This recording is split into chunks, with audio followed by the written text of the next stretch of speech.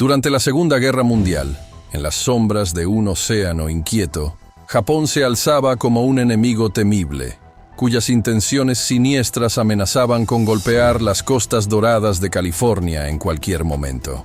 En nuestro país, los informes militares se entregaban con solemne precisión a la Comandancia del Pacífico, bajo el liderazgo del general Lázaro Cárdenas del Río, al que no le complacía en absoluto trabajar codo a codo con las fuerzas militares de Estados Unidos. Sin embargo, el destino ya había sellado su pacto con la historia.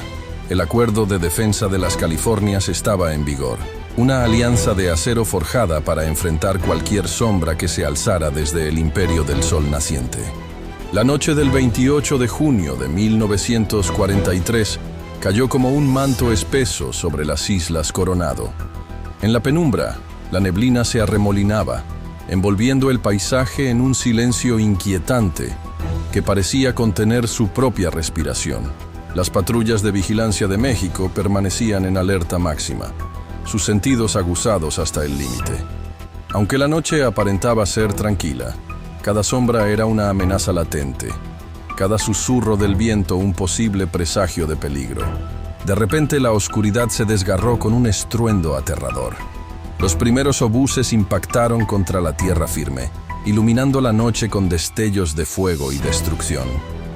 El caos se desató en un instante, y las alertas resonaron. Los marinos de guardia, con el corazón en un puño, corrieron a señalar lo impensable. Japón había desatado su furia, bombardeando sin piedad las costas mexicanas. La niebla, densa y opresiva, se convertía en una aliada cruel del enemigo, ocultando el origen de los disparos que sacudían la tierra como rugidos de un monstruo invisible.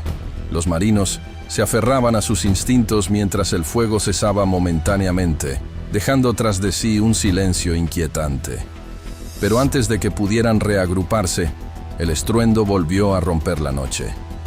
Una nueva ronda de disparos de cañón surgió de la nada. Desde un buque desconocido, la milicia mexicana se aprestaba a responder de inmediato, sin vacilar, porque la soberanía misma estaba en juego cuando de pronto un silencio inquietante reemplazó el estruendo de los obuses, como si la noche tomara un respiro. Pero ese respiro fue breve y cruel. El rugido ensordecedor de una lluvia de metralla M61 irrumpió sin piedad, destrozando el aire y llenando la oscuridad con el eco de la devastación. Y después de 120 rondas de disparos, regresó el silencio entre la niebla. Poco antes del amanecer, alcanzaron a distinguir que los disparos fueron hechos por el caza submarino de los Estados Unidos, PC-815, por lo que de inmediato el gobierno mexicano elevó ante Washington una enérgica protesta. Por fortuna no hubo víctimas ni daños significativos por este ataque, que puso en riesgo las vidas de militares mexicanos que a punto estuvieron de contestar la agresión. La sala de audiencias se llenó de un silencio tenso, cargado con el peso de la acusación. El comandante Ronald Hubbard, de la nave norteamericana, se presentó con el rostro endurecido, consciente de la gravedad de los hechos. Había cañoneado territorio de un país amigo, un acto que resonaba como una traición en medio de la frágil alianza.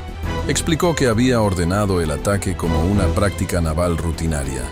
Sin embargo, señaló que la mala calibración de los instrumentos del buque, combinada con la inexperiencia de su tripulación, le impidieron advertir la aterradora realidad. Habían cruzado la línea, bombardeando sin saberlo territorio mexicano. Así terminó la carrera militar de Ronald Hubbard, sepultada bajo el peso de un error que marcó su destino para siempre. Pero aquel hombre, cuya reputación quedó en ruinas, no se desvaneció en el olvido. Años después, en 1950, emergió de las sombras con su libro titulado Dianética, con el que cambió el curso de la vida de miles de personas. El impacto fue tan profundo que no solo transformó a Hubbard en una figura polémica, sino que dio origen a un movimiento cultural que se expandió como un incendio, culminando en la creación de lo que hoy conocemos como la Iglesia de la Cienciología.